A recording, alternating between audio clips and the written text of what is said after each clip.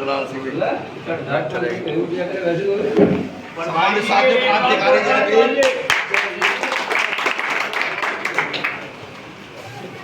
धन्यवाद शुक्र अदा करता हूँ नकुल विधानसभा के बड़गांव की इस जनता का कि आजाद समाज पार्टी काशीराम भीम आर्मी भारत एकता मिशन के पदाधिकारियों को अपने गांव में बुलाया है, उन्हें मौका दिया है। और शुक्रिया अदा करता हूँ अपने जो हमारे सदस्य कोर कमेटी राजन भाई, जिला अध्यक्ष सचिन भाई, शहनवाज भाई, आसिफ भाई, जिला उपाध्यक्ष हमारे सियानी साहब।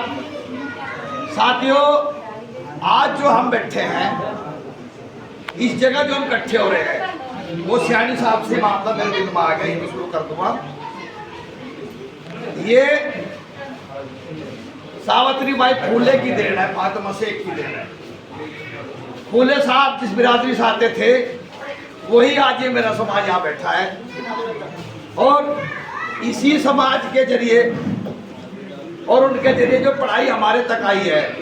आज हमारी माएँ बहनें दी बेटी जो पढ़ लिख के अफसर और अधिकारी बनी है, ये सावित्री बाई फूले की देन है। फूले साहब आपके समाज से ही आते थे, आपके समाज से ही आते थे। उनका मिशन और उनकी पढ़ाई के जरिए बाबा साहब भीमराव अम्बेडकर जी ने इतनी मेहनत, इतनी लगन करी कि मेरा बहुजन पिछड़ा SC OBC जाग जाए। आप लोगों को जगाने के लिए उन्हें कई पीढ़ियां बर्बाद कर दी, अपनी कई पीढ़ी बर्बाद कर दी कि आप लोग जाग जाओ और अपना हक अधिकार मांगो। उनकी गलती नहीं है, हमारे महापुरुषों की गलती हमारी है। जो लोग तुम्हें गुलाम बनाना चाह रहे, जो लोग संविधान को मिटाना चाह रहे, जो लोग तुम्हारा सब कुछ छीनना चाह रहे, तुम्हारा हक, नौकरी, अधिकार, वहां तक तुम नहीं गए। सिर्फ भावनाओं में बह जाते हो और जज्बात में आ गए एक इन दो ही नाम पे वोट कर देते हो। मुस्लिम भाजपा को गिराने के लिए वोट कर देता है, मेरा हिंदू भाई भाजपा को बनाने के लिए वोट कर देता है। हक अधिकार कोई नहीं मांगता। दोनों बिरादरी गलत चल रही है। अपने हक और अधिकार के लिए लड़ाई लड़नी चाहिए, वोट करना चाहिए। तो साथियों, अब बात आती है हमारे राष्ट्रीय अध्यक्ष चंद्रशेखर आजाद जी की। उन्हें मैं बड़ा राजस्व नेता मानते हुए वीररतन जी, कंवल वालिया जी, मैं मुस्लिम समाज से आता हूँ और इस गांव में मेरे भाई बैठे हैं इनके बड़े में अभी जानते हैं। सन 2014 में घूम के भी गया हूँ, सारे गांव निकाल लिया कर ताजी पर चुनाव लड़े थे। उसके बाद हमने जब ये पार्टी बनाई है भाई चंद्रशेखर आजाद जी ने, हमने वो सारी पार्टियां छोड़ के भाई चंद्रशेखर जी का दामन थाम लिया था। और जब से लेकर आज तक मेरे मुस्लिम भाइयों ने मेरे से कहा कि आप तो वहाँ चले गए बिल्कुल जीरो, जहाँ जीरो है, जहाँ गिनती शुरू नहीं है, वहाँ आपको क्या मिलेगा। मगर हमारा मिशन है पिछड़ों का राज आए और 1585 का साहब काशीराम जी का नारा पूरा हो। हम इस मिशन पर काम करेंगे, हमें कुछ मिले या ना मिले, लेकिन हम अपनी कौम को, अपने समाज को जगा के और सही दिशा दे के तब इस दुनिया से जाएंगे। ये मिलेगा हमारा पार्टी में साथियों। तो साथियों, हमारे राष्ट्रीय अध्यक्ष चंद्रशेखर आजाद जी जब सदन में जाते हैं सबकी आवाज़ उठाते हैं, OBC की, SC की, पूरे बहुजनों की आवाज़ उठाते हैं, सबके हक और अधिकार के लड़ते हैं। तो हम क्यों ना, मेरे मुस्लिम भाई यहाँ बैठे हैं, मेरे OBC भाई भी हैं, यहाँ मेरा त्यागी समाज भी इस गांव में है, उनसे भी अपील करता हूँ कि जो आज श्रवण जाति के जो हमारे सर पर बैठे हैं वह हमारे त्यागी समाज का भी हक खा रहे हैं और OBC का भी खा रहे हैं, सबका हक खा रहे हैं। सिर्फ हमने जो बना रखा है, गुलाम बना रखा है, गुलाम बनाने की तैयारी में लग रहे हैं। तो हमने सबने मिलकर ये विचार करना है कि हमारे हित की लड़ाई कौन लड़ेगा, संविधान को कौन बचाएगा, इस देश को आगे कौन बढ़ाएगा। तो साथियों, साहब काशीराम जी कहते थे कि दलित मुस्लिम करो विचार, कब तक से होगे अत्याचार। दलित मुस्लिम करो विचार, कब तक से होगे अत्याचार। शोषितों ने ललकारा है, 100 में 90 भाग हमारा है। ये नारा तो शायद आप लोगों ने सुना भी होगा।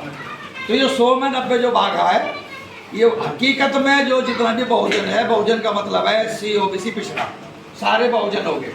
प्रधान जी, अगर हम सारे इकट्ठे हो जाए तो हम 90 ही हैं, और जो तुम्हारे ऊपर राज कर रहे वे सिर्फ 10 ही है, मैं 15 भी नहीं है, वो 10 ही है।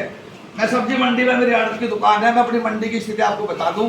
पूरे जिले का किसान मंडी में पहुंचता है और किसान की और मजदूर की क्या दुर्दशा हो रही मेरे से बेहतर कोई नहीं जान सकता।